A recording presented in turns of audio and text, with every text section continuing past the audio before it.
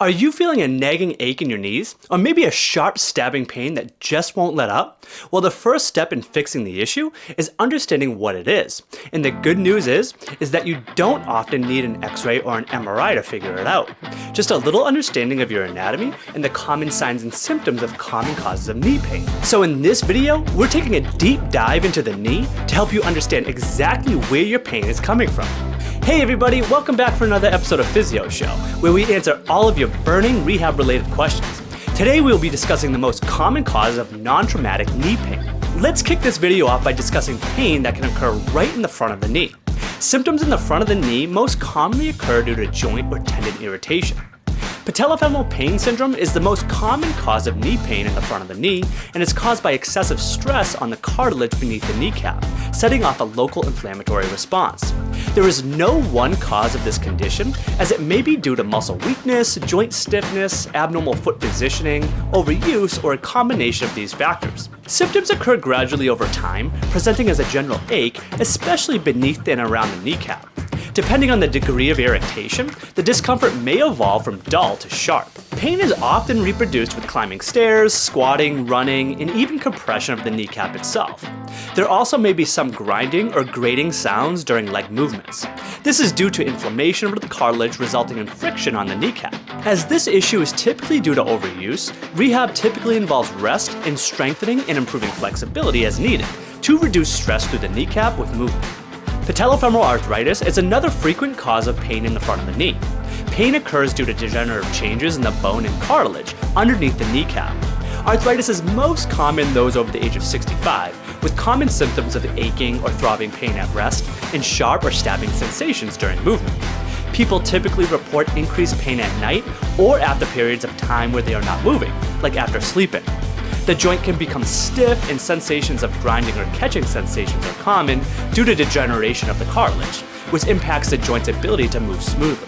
As this is a degenerative condition, rehab typically involves emphasis on joint protection strategies while also improving the joint's mobility and strengthening the muscles surrounding the knee to reduce the forces through the knee with activities. Another common cause of pain along the front of the knee, but outside the joint, is patellar tendonitis. This condition involves inflammation of the patella tendon, which connects the kneecap to the shin bone. Typically, people with patellar tendonitis experience localized pain, tenderness, and swelling along the tendon just below the kneecap, which worsens during activities like jumping, running, or climbing stairs. Imaging is typically not needed to identify this issue.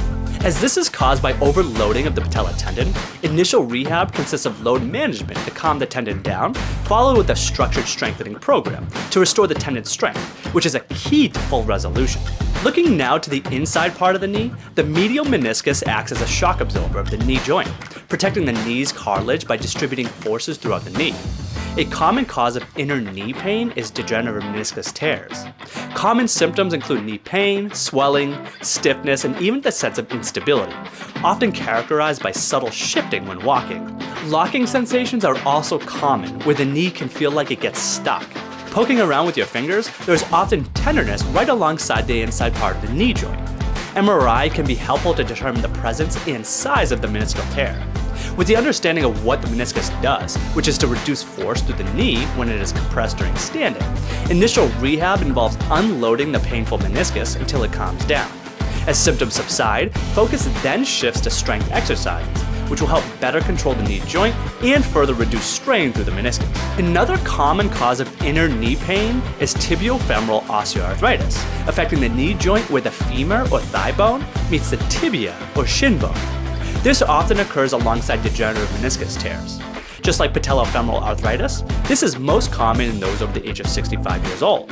It can involve a combination of symptoms such as pain, swelling, morning stiffness, reduced joint flexibility, and tenderness alongside the inner joint line. X-rays can be used to determine the presence and severity of joint degeneration. Rehab should include joint protection strategies to reduce pain and inflammation, and joint flexibility and strength exercises to improve control and support of the knee with movement. There is also a condition that can occur alongside the inside part of the knee, but it occurs outside of the joint. Pes anserine bursitis occurs due to inflammation of the pes anserine bursa. The bursa is a fluid-filled sac which helps to reduce the friction of the tendons when they slide over bones during movement. It commonly presents with pain and often an associated pocket of swelling along the upper inside part of the shin bone. You can identify this condition by poking around the tender bursa, which lives about 2 inches below the knee joint. Pain is also commonly aggravated during activities that involve bending and straightening the knee due to the friction caused by the rubbing of the tendons over the bursa. Imaging is commonly not recommended as it is an easy condition to diagnose in the clinic. Initial rehab focuses on reducing strain through the irritated bursa by modifying activities and reducing tension of the surrounding muscles. This is then followed by strengthening of the surrounding muscles to improve control of the leg with activity. Moving to the outside part of the knee, iliotibial band syndrome results due to irritation of the thick band of tissue on the outer leg. This condition typically presents with pain along the side of the knee that can refer up the outside thigh. There's also typically tenderness poking around the outside part of the knee along the iliotibial band, also known as the IT band. It is most common in runners, especially those who run long distances, due to the repetitive bending and extending of the knee, resulting in rubbing of the iliotibial band over the lateral epicondyle, the bony bump on the side of the knee. Imaging is not typically utilized for this condition, as it can be easily identified in the clinic. Rehab consists of reducing running to avoid further stress and irritation of the IT band, while working on specific flexibility and strength deficits that can be contributing. Another possible cause of outside knee pain is lateral meniscus tears. Like a medial meniscus tear, this involves damage of the shock-absorbing structure of the outer part of the knee joint. The lateral meniscus is positioned on the outer aspect of the joint and helps to stabilize the knee and distribute forces to protect the surrounding cartilage. There's often pain right on the outside edge of the knee joint with sensations of clicking or popping sensations, and maybe even symptoms like the knee gets stuck or locks during movement. There can also be swelling as well as tenderness if you poked around the outside part of the knee joint. MRI can be utilized to confirm the presence and size of the meniscal tear. The initial phase of rehab involves relieving the painful meniscus by unloading it. As symptoms gradually diminish, the rehabilitation approach transitions to emphasizing strength exercises, which aim to enhance control of the knee joint to further reduce strain on the meniscus with activity. Moving to the back of the knee, a Baker's cyst is a common cause of pain in those with other knee joint conditions, such as arthritis or a torn meniscus. It occurs due to excessive fluid buildup in the joint due to an underlying inflammatory condition, resulting in a bulge and a tight feeling behind the knee. This pocket of swelling is most notable when you straighten your knee, which can be quite tender if you poke at it. Identifying a Baker's cyst is relatively straightforward. However, to determine the underlying cause of inflammation, an MRI can provide information into the knee joint's condition. Treatment includes swelling management strategies, improving flexibility of the muscles that are close to the Baker's cyst, like the calves or hamstrings, as well as general strengthening. Baker's cysts are often asymptomatic, where they're not that painful or impact activity, but sometimes in cases where they're severely painful or very large and impacting movement, it may need to be drained. Well, I hope this video provided you a greater understanding of your knees and the potential pains you are having. Don't forget to hit that like button and subscribe to the channel so you can learn more about your body, how it works, and what it needs to keep moving.